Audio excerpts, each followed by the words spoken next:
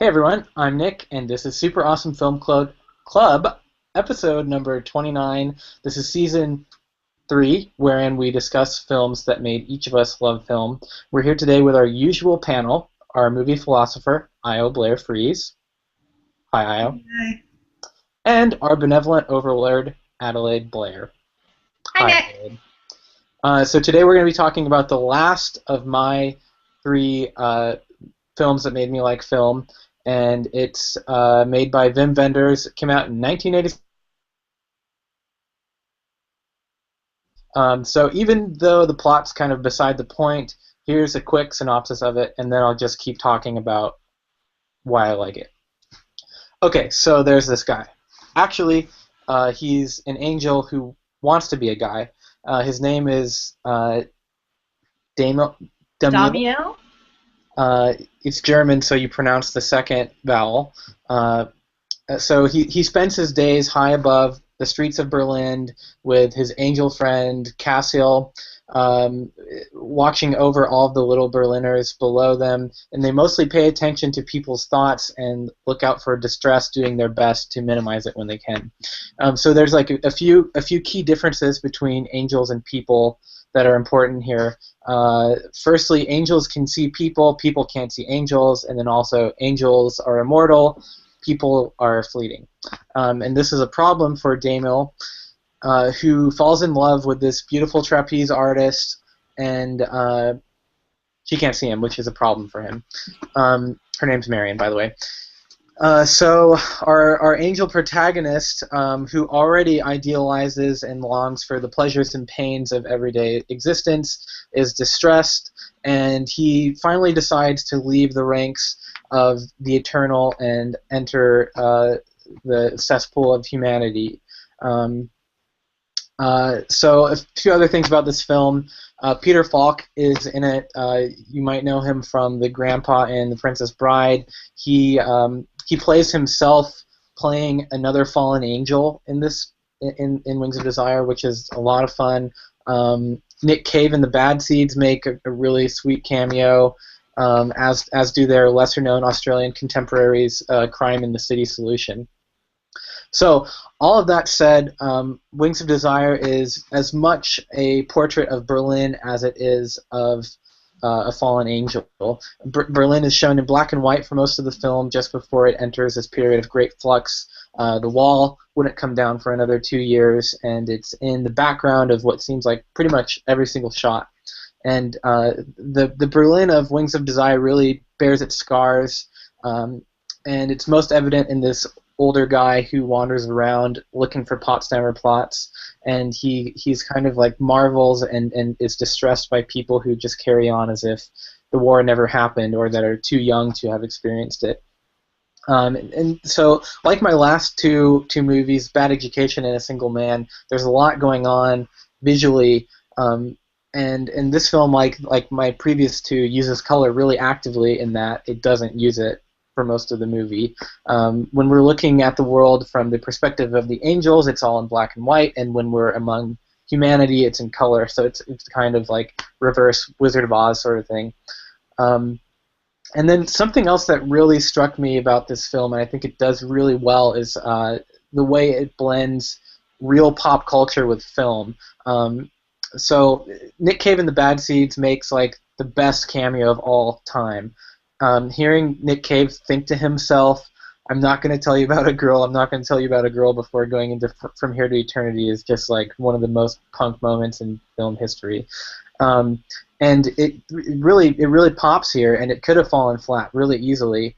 I mean, Nick Cave wasn't at the peak of his fame at the time this movie came out, but he's still a pretty big figure and could call a lot of attention to himself.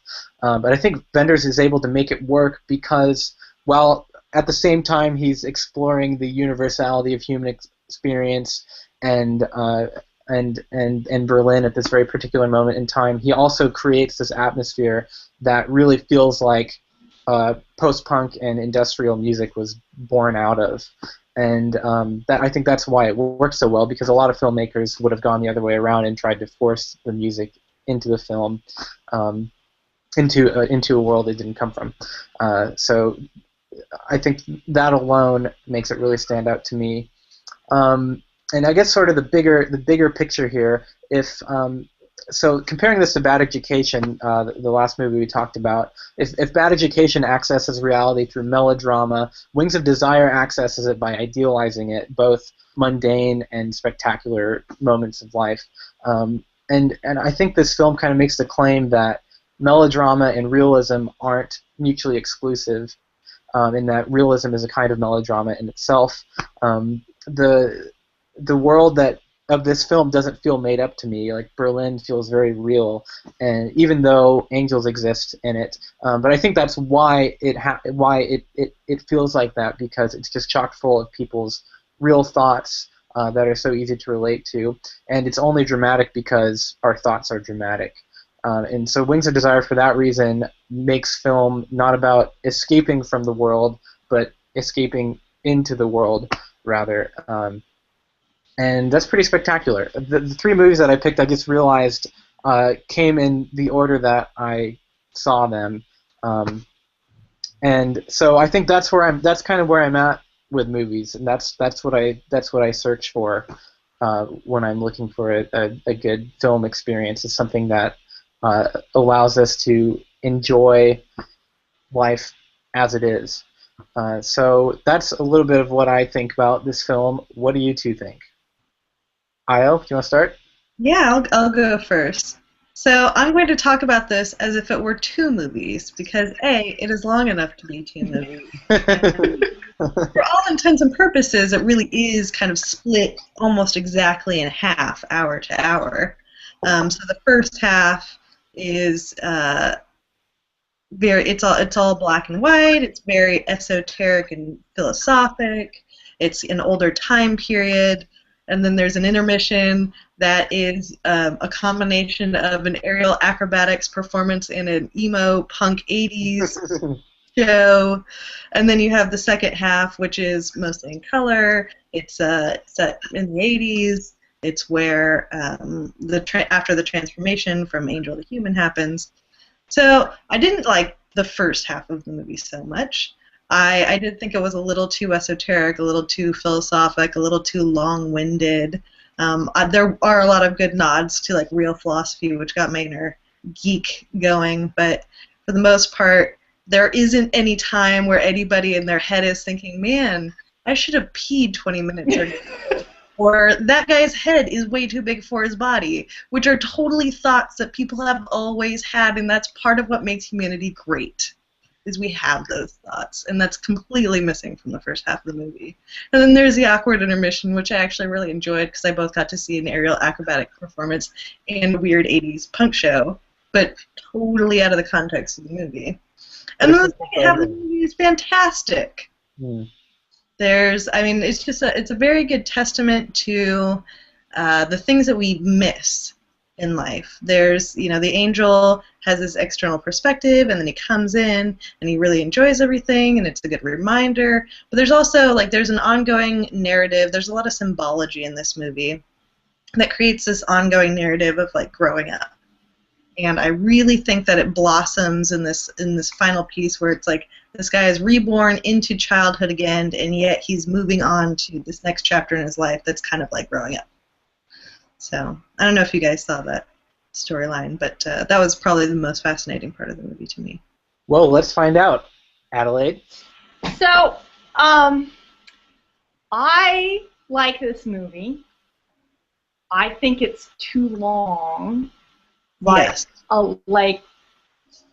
At least half an hour.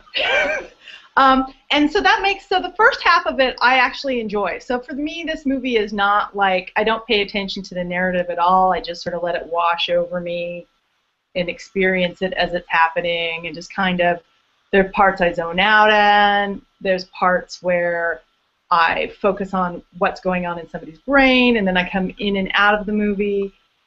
And that's a pretty enjoyable experience for me, except there are points where it is dead boring and I want to go do something else.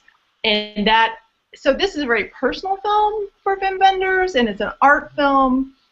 And in art films, I think a lot of times directors decide to err on the side of putting everything in because it is their creation, their artistic expression, when sometimes I think they need to be even more disciplined than a commercial director, because I feel like they are kind of treading on the goodwill of the viewer, and that by not giving me a conventional narrative and going off on flights and fancy and doing some crazy shit, they need a lot of goodwill for me, and I'm less willing to give it when things feel self-indulgent or drawn out.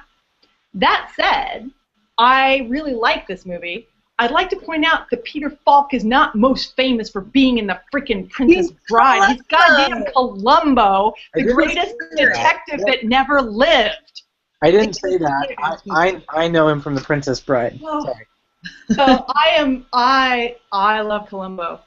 Like, I love Peter Falk. Like, I cannot tell you how much it delights me when I see this movie to see him, because I love Peter Falk. And the fact that he is also an angel is just completely delightful to me. And the fact that he has a spiel. Like, he repeats the same thing to both angels. Because he can sense them, and so he, gives them this. He's got this little speech that's prepared. And the first time you don't realize that it's prepared. You feel like he's spontaneously reaching out to this presence that he feels. But then once he does it again, you realize that it's not as heartfelt as perhaps you thought it was. And I find that to be a little interesting. I think it was the best part of the movie. I'm just going to put that out there. And that part where the punk kids are like, is that Bo? Yeah, that really got me. One thing I did, so all the angels have freaking ponytails with those little tiny black bows on them.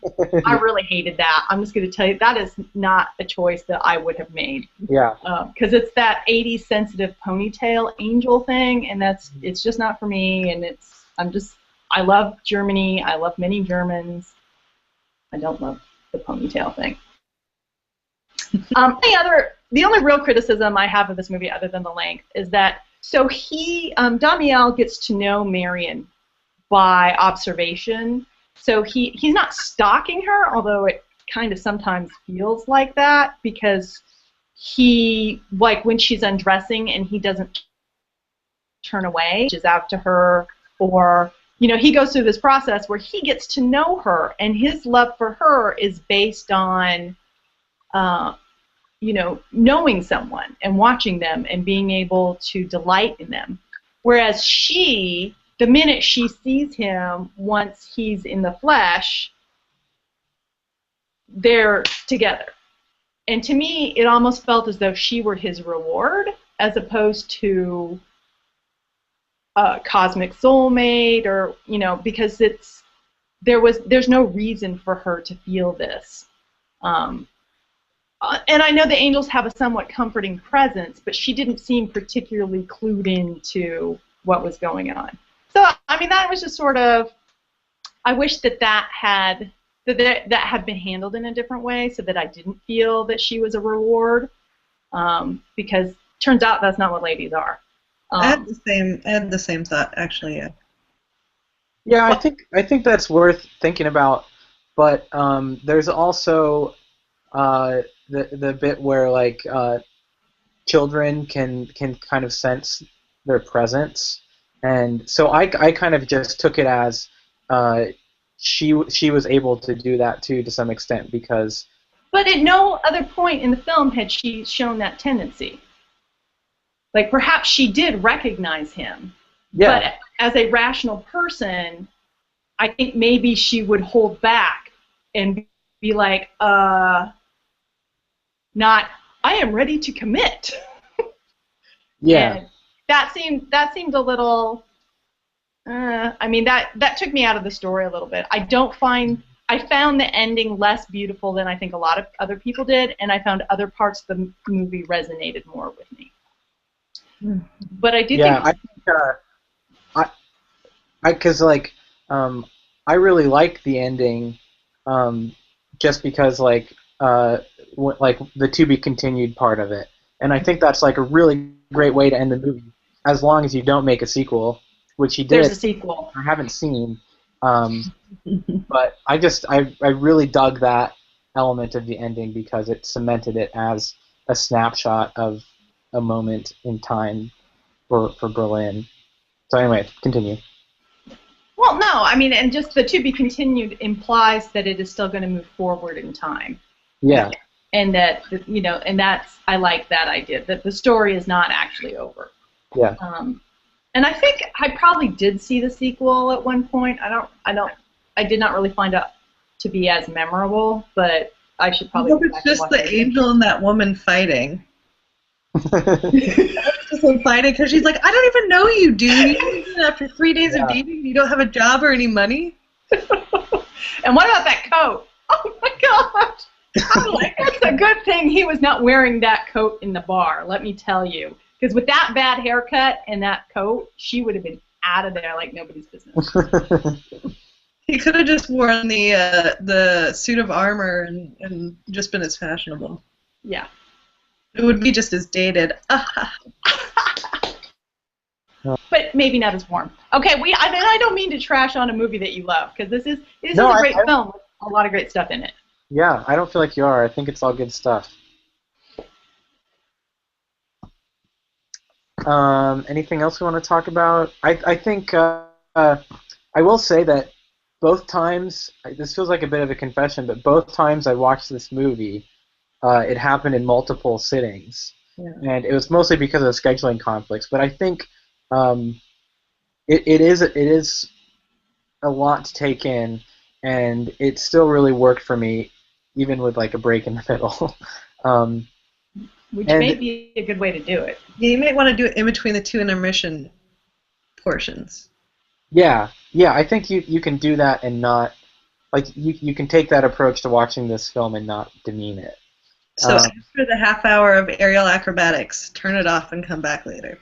Yeah. And I get what you're saying, how it does throw everything in there. And Wenders had lived in the U.S. for almost a decade, and this was kind of his homecoming film and an exploration of his hometown. And I don't think you can do that without really just throwing everything in there. And it is a little self-indulgent, but I'm okay with that most of the time. Yeah, it's beautiful. Yeah. Anything else you two want to talk about? I'm done. Okay. Okay. Well, those are my 3 films. Go watch it. It's really great, and it's okay if you have to break it into 2 sittings. I think it's fine. But so Wings of Desire. We're gonna be back at the end of October, probably with a Halloween episode. We're gonna be doing a Nosferatu versus Nosferatu. So the original versus Werner Herzog's remake. So stay tuned for that. It's a Super Awesome Film Club Halloween special. That's all for now. Thanks for being here, you two. Bye. Watch the skies. Watch the skies. Bye.